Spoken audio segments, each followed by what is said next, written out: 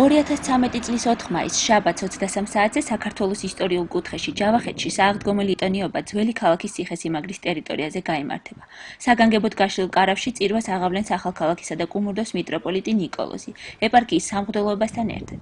ლიტურგიის დასრულების შემდეგ მრევლისა და სტუმრებისთვის მოეწყობა სადღესასწაულო ტრაპეზი. პირველად ციხის ტერიტორიაზე სააღდგომო ლიტონიობა 2009 წელს გაიმართა. აი აქ თავარი კარავი წირვის, აი სწორი ადგილი სადაც არის, დავდგავ. ძირო შემოსავლელი კონდეს.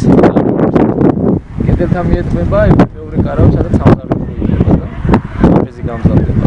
ამათ შორის მაგიდები დაიწყება, რომ ძირის მერე ესე გავიხსნათ.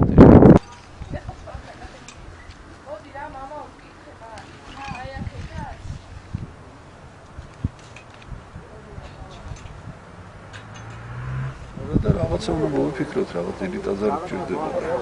სასწაულო ტაძარს ავაშენებთ. მანამდე ჩვენს მისიონერულ გამოცდილებას ვიყენებთ. რეაციის ქვეშ წირვების ჩატარებას.